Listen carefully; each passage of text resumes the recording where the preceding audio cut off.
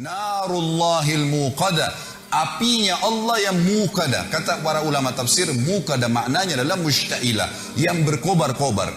Teman-teman sekalian, renungi makna ini.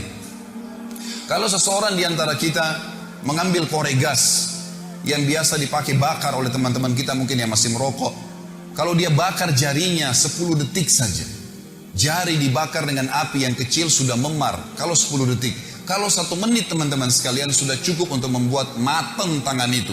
Dan perlu operasi untuk diperbaikin. Bagaimana dengan api yang berkobar-kobar? Banyak orang tidak merenungi masalah ini, tidak memikirkan.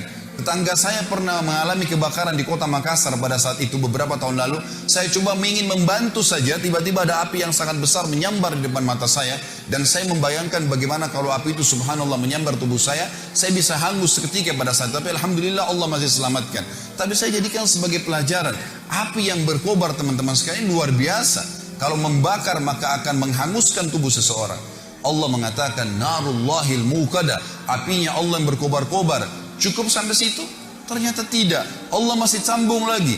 Allati, yang api itu tattali'u 'alal af'idah. Sifatnya api itu kalau dibakar kakinya penghuni neraka nanti yang humaza dan lumaza ini akan membakar sampai ke jantungnya.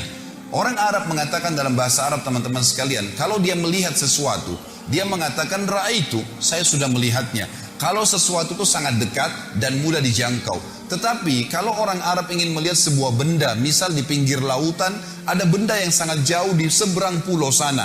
Atau dia di atas gunung, dia ingin melihat sesuatu yang jauh. Dan itu jarang dilihat oleh orang lain. Kemudian berhasil matanya melihat, maka dia akan menggunakan kalimat ittala'tu.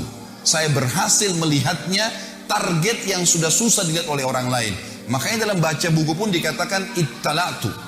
Saya berhasil melihat sesuatu informasi yang saya butuhkan. Allah menggunakan kosakata ini. Sifat neraka tadi, api yang berkobar-kobar hutama itu, kata Allah allati yang tattali'u ittala'a, sampai pada target alal afidah, ke jantung manusia. Kata para ulama tafsir, kalau dibakar kakinya langsung ke jantungnya terbakar. Padahal kalau rasional kita datangkan manusia dan dibakar teman-teman sekalian, yang terakhir terbakar jantungnya karena diselimuti oleh kulit, otot, tulang dan seterusnya. Cukup sampai situ? Tidak lagi. Allah masih sebutkan agar orang betul-betul meninggalkan perbuatan buruk ini. Setelah dikatakan allati tattali'u 'alal af'idah, innaha, sesungguhnya api itu alaihim muqsadah, terhadap mereka melengket atau melekat. Muqsadah bahasa lainnya adalah multasiqah, melekat. Kalau ada api teman-teman sekalian, kita dilemparkan, disemprotkan api, lalu api itu tertarik kembali, kita rasakan panasnya tapi cuma sebentar. Tetapi kalau tubuh kita diberikan bensin, lalu disemprotkan api sehingga api itu melekat di tubuh kita, maka akan terus terasa panasnya. Per detiknya terasa panas. Maka Allah menggunakan kalimat ini.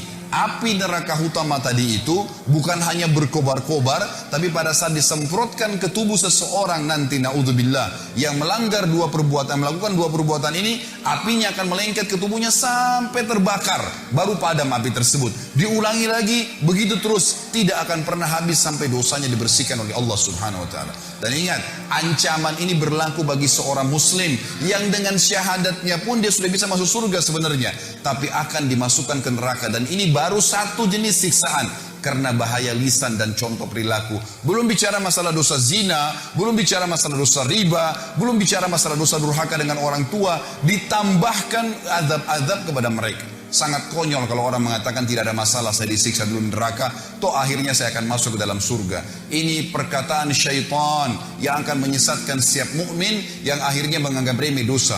Subhanallah, Allah mengatakan sesungguhnya api itu sampai ke dalam jantung manusia dan api itu melengket pada mereka. Inna alaihim muqsadah. Tidak cukup sampai situ teman-teman sekalian. Allah menutup surah ini dengan kalimat, kata ulama, yang luar biasa. Kalimat ini menandakan siksaan yang luar biasa, tidak bisa dibayangkan. Fi amadin mumaddadah, kata Allah, dan mereka akan diikat di tiang-tiang yang bergelantungan. Kata ulama tafsir, penutupan surah ini luar biasa kalau orang memahaminya.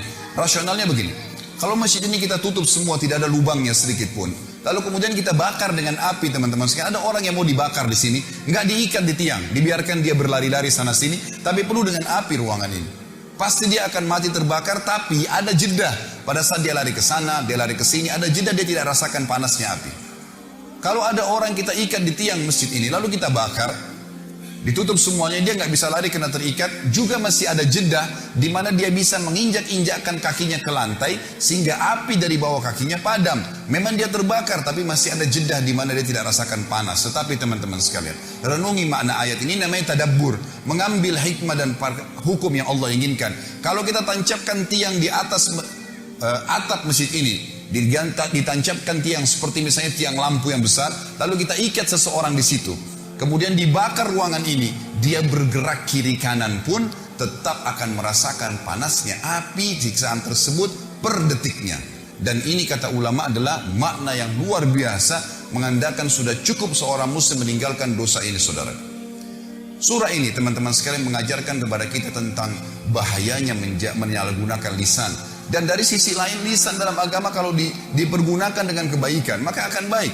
Anda kalau menggunakan lisan Anda dengan baik, walaupun fisik Anda punya kekurangan, orang akan suka dengan orang yang lisannya baik, santun kalau bertutur kata, yang keluar dari mulut seorang muslim cuma nasihat, tanya kabar, ilmu yang bermanfaat. Tidak ada sesuatu yang menjatuhkan orang lain, tidak ada sesuatu yang menyakiti orang lain atau menceritakan aib orang.